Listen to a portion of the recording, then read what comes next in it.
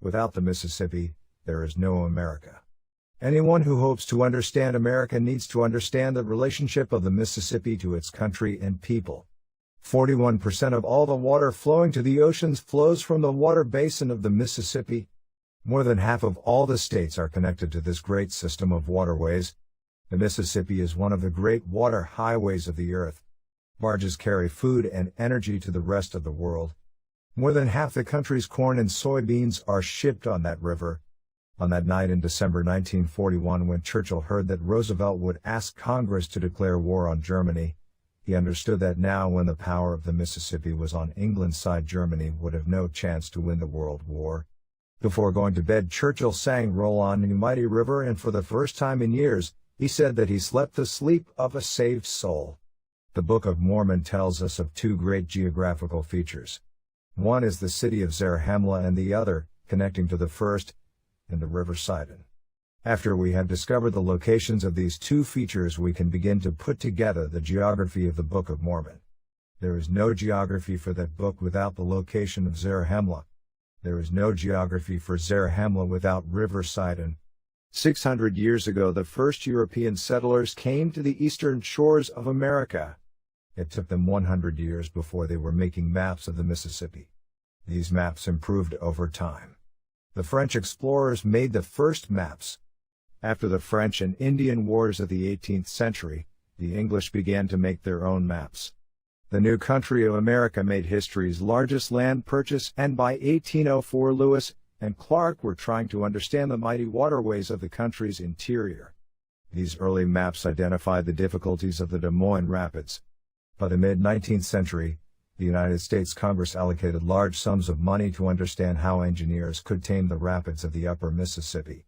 The rapids went over 11 miles of limestone ledge that would at low water tear out the bottoms of riverboats. For nearly 200 years, people have had the Book of Mormon. Anyone who reads that book soon recognizes that Zarahemla is the key to the book's physical truth.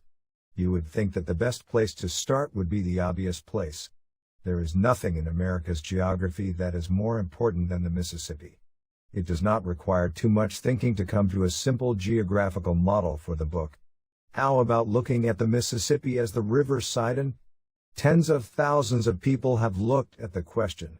Tens of millions of dollars have been spent researching the problem. Unfortunately, only 1% of the research and funding have found the Mississippi as a point of consideration. The overwhelming amount of attention and money has gone for the last 3 generations to Mesoamerica. And what do we have to show for all those resources? Nothing. The Church's policy is to insist that the Book of Mormon is real history, but it is neutral with respect to the location of that history. How is possible to reconcile the two positions? The book's history is real, but the location is neutral or unknowable. This policy creates a great deal of tension and confusion. The truth of the Book of Mormon needs not just the spirit but also the earth. The ancient promise is that the truth of the Book of Mormon shall not just come down from heaven, but that it shall also spring out of the earth. The coming forth of the Book of Mormon has 2 parts: 1, the angel from the spiritual world, and 2, the gold plates from the physical world. It is the joining of these 2 worlds that shall establish the truth of the book. The approach is really simple. Start with the most important physical feature of North America. That would be the Mississippi River. Find the place on that river for Zarahemla. Does it not make sense to look for a place where the flow of water and traffic are most affected by the rock formations that create the rapids? Once the place is identified, then take a literal view of Doctrine and Covenants section 125 and read where God revealed to Joseph Smith the location of Zarahemla. Once Zarahemla is located, then make a very tight examination of the terrain and waterways to determine how the details in the Book of Mormon fit into the terrain of an area of 8 miles by 8 miles. In the space of 64 square miles, there are the land movements and water crossings of large armies that were involved at harvest time in the Battle of Zarahemla in 87 BC. Mormon made sure to give us the details that Alma wrote concerning this battle. Alma was an eyewitness.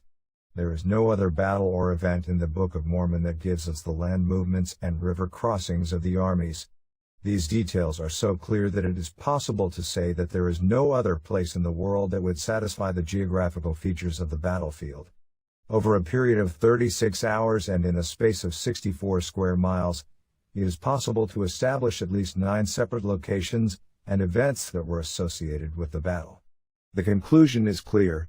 Zarahemla is located across the river from Nauvoo at the very place that God revealed to Joseph Smith. Now let's do the sensible thing. Let's take the tools of modern science to scan thousands of acres of cornfields in Lee County, Iowa. We will for sure see the ancient fire pits on the digital maps, and anyone who cares to look will see the unveiling of Zarahemla. Go to www.zarahemla.site to make your donation to the great work that is being done in this generation.